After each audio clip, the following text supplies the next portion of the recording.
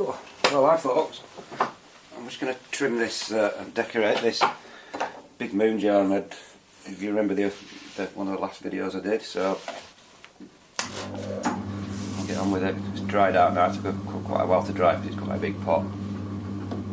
So I'll just show you some of the basic tools I'm using, not many on this one actually. I use my main turning tool, just to get all the lines out first off, to get a few of the throwing lines out. It's a good, really simple tool this.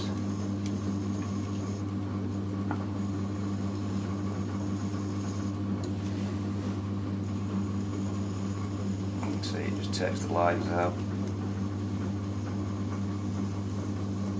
Or if you want to leave the lines in, leave the lines in. That's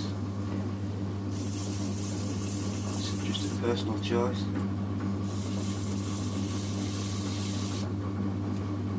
Go right down to the bottom.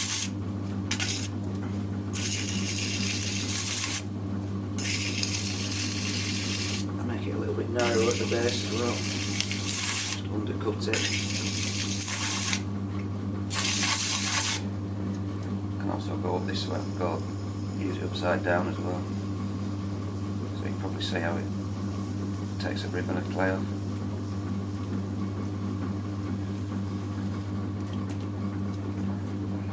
I'll just give it one more go just to get the little scratches out as well.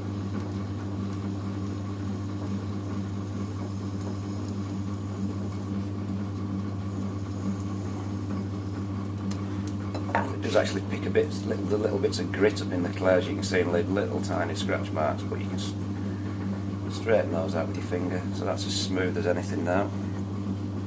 I don't want to take every single line out, you want to leave it, you know, make it look like you have made it by hand.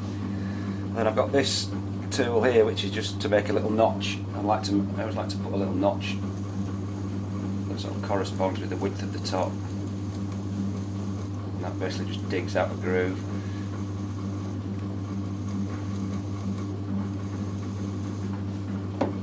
So that's that. And I'm going to use some cobalt, which is a blue Cobalt Slip. Just put some around the rim, just to give it a blue rim. And I'm going to do a little bit of chattering on the top part. So I'll put a band of blue on the top part. When you're chattering, it needs to be really, really dry, so I'll give that a few seconds to dry. Put a line of nickel on the rim. That'll come out like a shiny golden brown colour. And it bleeds through the glaze.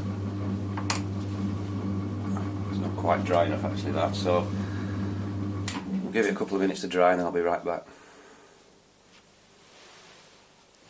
So I've given that a few minutes now and it's got a lot drier, so should be ready to start chattering. I'm just going to use this tool, a chattering tool, which is like a flat piece of metal, and I'm going to hold it between my two fingers and push it on hard.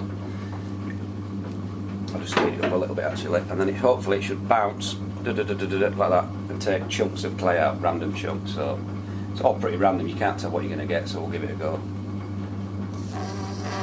If you hear it, that's when it's working like that.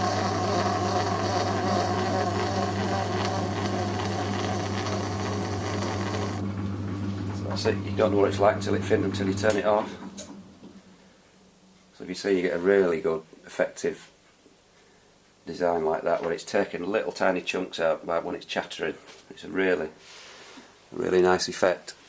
So I'll do another effect as well. This is another sort of slip technique we do. I'll just go a bit mad on this pot. I'll put another band on there.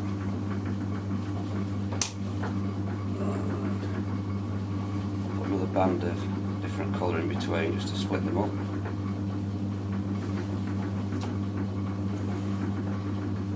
Another band below it. And then using this tool, which is it's like a ribbon tool if you will, I'm going to actually cut through the layer of slip oxide back to the clay body colour, so I'll get like a clear sort of pattern when it cuts through to the clay, and this is pretty random as well. So I'm going to put that on. I'm just going to go like that, and that's cut right back through to the clay body. You see what effect that gets you. See, that cuts out through. That's a different effect. We'll try one last one as we're going bonkers with this pot. Just trying all different sorts of. Put another band on there. I've got to be quick with this before this dries. Do the same thing, but I'm going to use my fingernail and just go like that. And that should give a similar effect to cutting through, but you're just sort of squeezing through in effect. So there you go, that's just a few different effects. Slip decoration, you've got your chattering, you've got your cutting back through the slip layer to the clay body, and then the same thing with your finger while it's still wet. So that gives you a few ideas, but chattering, it really gives you a cracking effect. Ooh.